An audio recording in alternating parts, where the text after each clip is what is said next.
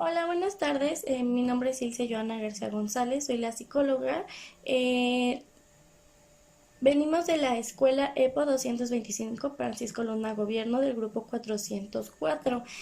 El día de hoy, este podcast, vengo acompañada de la doctora Sotelo de la Cruz Sara, de la víctima Carla Daniela Rodríguez Busto y del padre de familia Nazario Valencia Elizabeth. El día de hoy vamos a ver como tema lo que es la anorexia nerviosa, que viene de la rama pues de los trastornos alimenticios, pero sobre todo nos vamos a enfocar en ella, ya que pues poniéndonos a pensar y metiéndonos a varias investigaciones, algo que pues se da muy seguido. Bueno, le damos la bienvenida a la doctora Sara. Buenas tardes, doctora. ¿Qué me podría decir usted qué es el trastorno alimenticio para empezar? Buenas tardes. Los trastornos alimenticios enmarcan varias enfermedades crónicas progresivas de carácter psicosomático y a pesar de que se manifiestan a través de la conducta alimentaria, en realidad consisten en una complejidad de síntomas entre los que prevalece una alteración o distorsión de la autoimagen corporal, un gran temor a subir de peso y otros problemas relacionados con la aceptación por parte de otras personas. Es Muchas gracias, doctora. Entonces, basándonos en el tema en el que acabo de decir, ¿qué sería para usted, cómo consideraría la anorexia nerviosa? La anorexia nerviosa es un trastorno alimenticio caracterizado por un incesante esfuerzo por adelgazar, una percepción distorsionada de la imagen corporal, un miedo intenso por volverse obeso y la restricción del consumo de alimentos, lo que conlleva un peso corporal considerablemente bajo. Bueno, y para esto, doctora, ¿existen varios tipos de la anorexia nerviosa? Existen dos tipos de anorexia nerviosa. La primera es el tipo restrictivo. La persona limita la cantidad de alimento que ingiere, pero no se da un atracón o se purga regularmente. Por ejemplo, provocándose el vómito, lo que se denomina vómito autoinducido. Algunas personas hacen ejercicio en exceso. Y la segunda es tipo atracón o purga. La persona restringe su ingesta de alimento, pero también regularmente se dan un atracón o se purga. Muchas gracias. Y para esto hay un tratamiento o incluso primero las causas del por qué lo provocan y después del tratamiento, ¿cree que nos pueda comentar? Como tal, no existe una causa por la cual se dé el trastorno de la anorexia nerviosa, pero se han identificado en los estudios algunos factores por los cuales son la genética, el ambiente y la sociedad. La mayoría de las personas consideran que la obesidad no es atractiva y base a eso, el 50% de las niñas preadolescentes siguen una dieta y empiezan a emplear medidas para controlar su peso. Sin embargo, un reducido porcentaje de estas niñas desarrollan la anorexia nerviosa. Como tal, un tratamiento así basándose en medicamentos y así no hay, pero se toman medidas para garantizar el consumo de nutrientes y calorías en cantidades adecuadas en las personas. También se les recomienda terapia psicológica y para los adolescentes terapia familiar o que asistan a controles médicos regularmente. O sea que para esto es más como que un control de alimentación a medicinas. Así sería controlar su alimentación, empezar a controlarla y mandarlas a terapias. Ah, ok, muchas gracias. En este caso, yo como psicóloga, pues sí les digo que es algo pesado, las personas que sufren esto. Y yo como psicóloga, pues los diagnósticos en sí de los trastornos alimenticios pueden ser difíciles de detectar, ya que pues parte de la medida de los cuerpos ideales, justo con la versión de hacer dieta y definitivamente de una actividad normal, pueden complicar los hábitos alimenticios de las personas. Puede ser muy difícil para una persona el trastorno alimenticio, admitir que tienen un problema. Saber cómo apoyar a alguien con un trastorno alimenticio también es un reto realmente para ellos, para ellas y sobre todo pues más para las adolescentes que están alrededor entre 12 hasta 19 años que tienen este problema mayormente. Los signos y síntomas, pues los trastornos alimenticios pueden ser difíciles de detectar realmente. Una persona que sufre de bulimia puede tener un peso normal, por ejemplo, pero la actividad en las que se involucran pueden ser realmente mortales, en este caso pues la anorexia.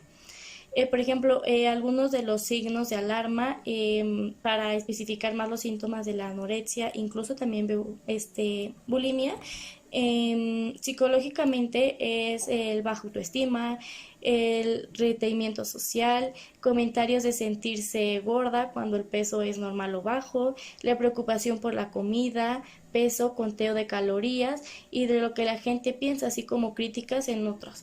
Las preguntas constantes a los demás sobre cómo se ven comparándose a otros es también un problema que lo vemos muy normal luego, pero poniéndose a pensar esto puede ser una alarma de que pues esta persona tiene un trastorno alimenticio.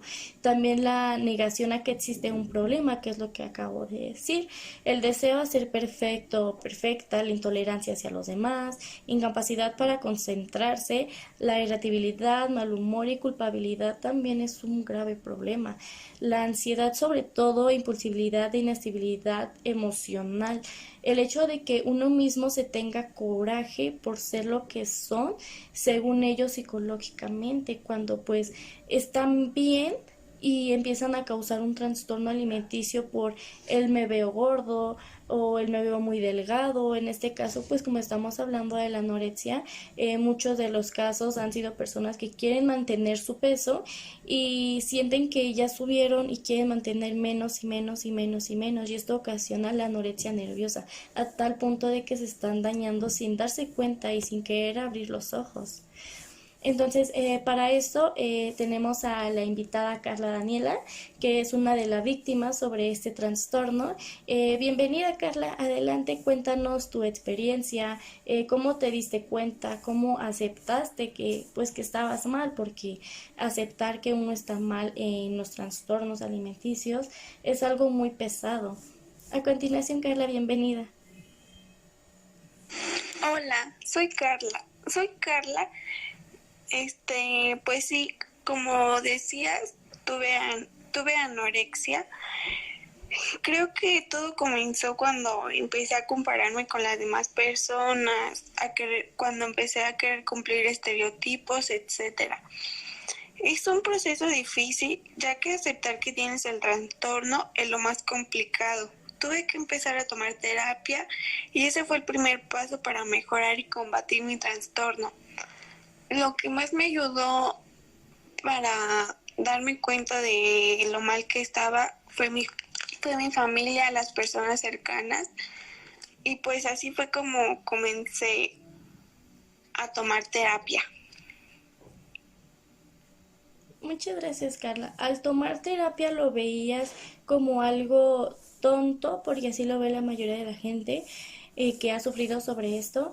Al tomar terapia lo veías como algo tonto o lo veías como estar en de acuerdo que necesitabas ayuda después de que, como nos comentaste, tu familia te hicieron abrir los ojos.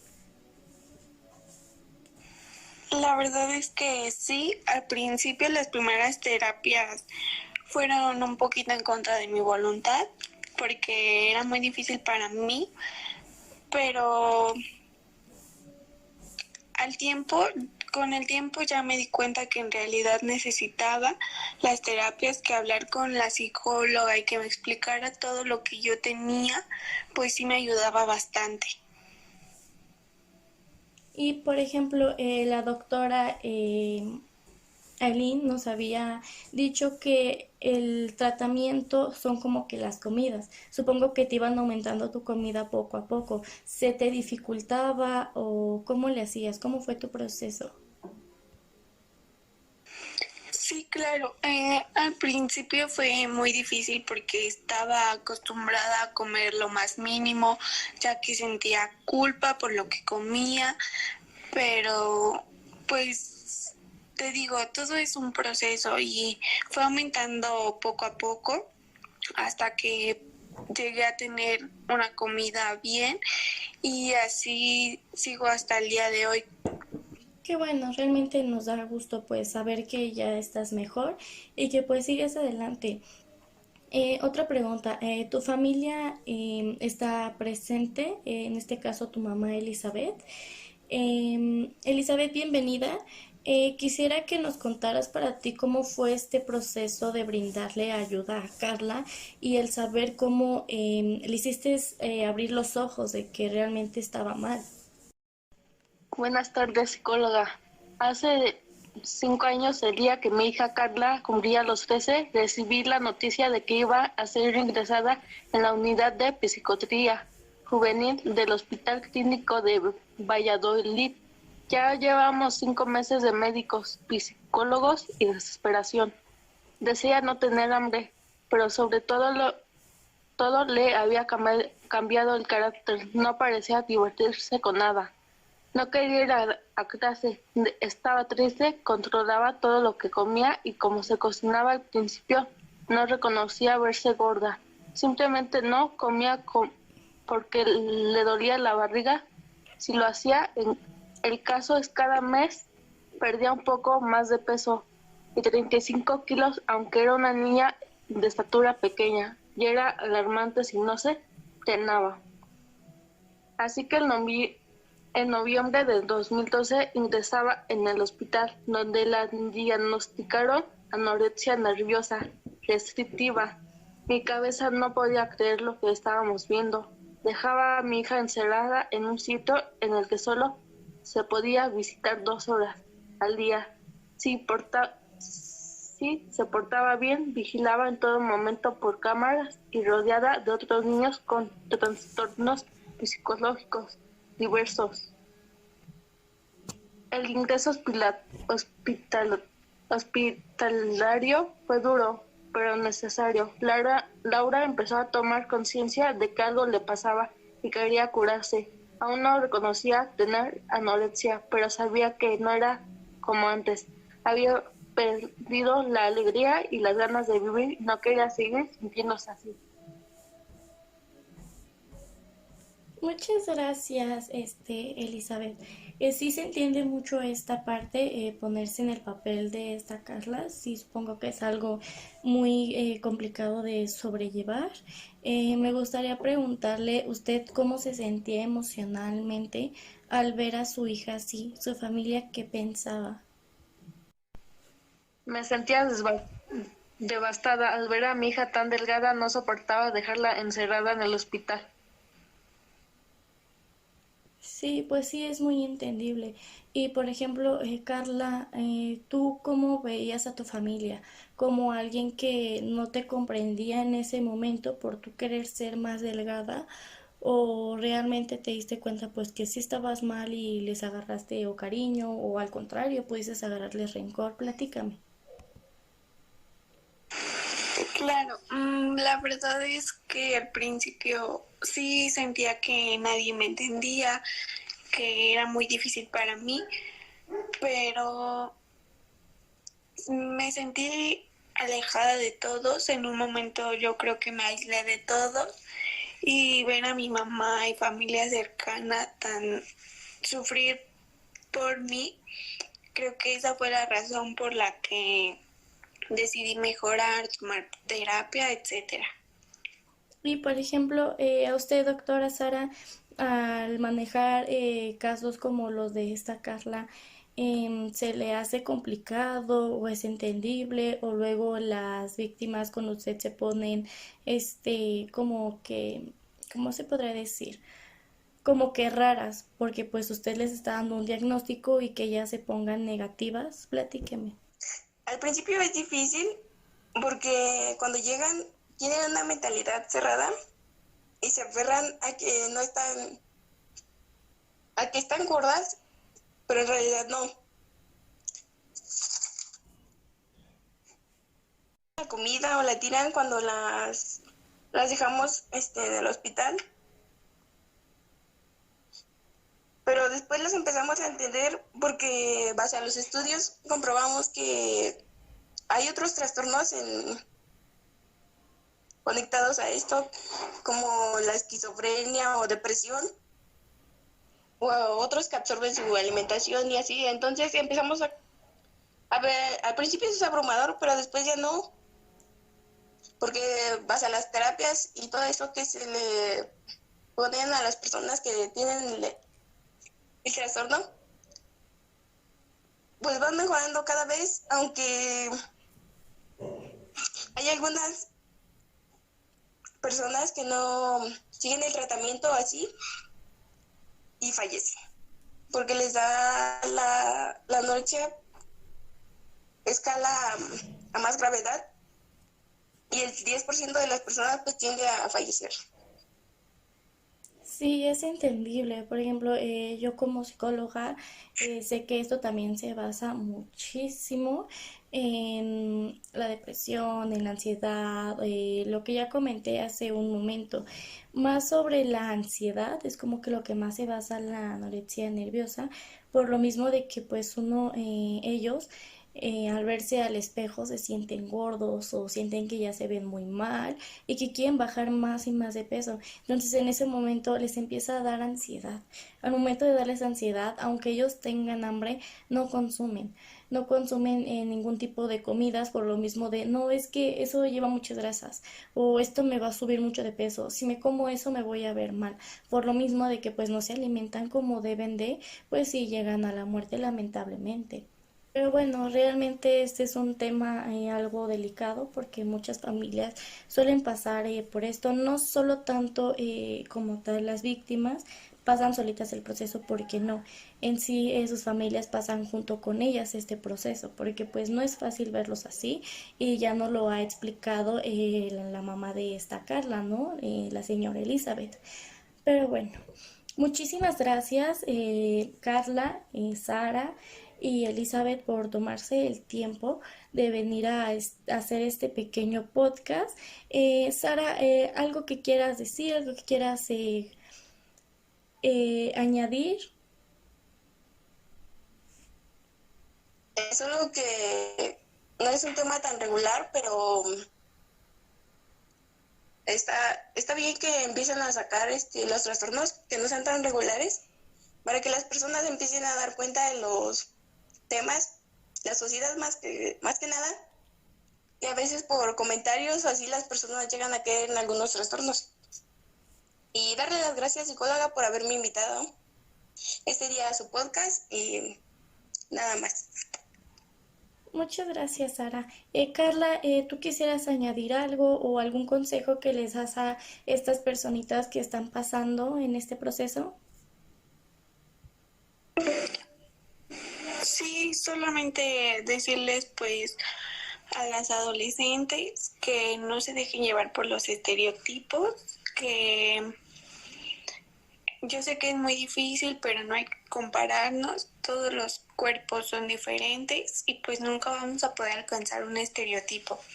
Y pues muchas gracias también a usted, psicóloga. Muchas gracias. Y por último, señora Elizabeth, algo que quiera añadir, usted, como guste.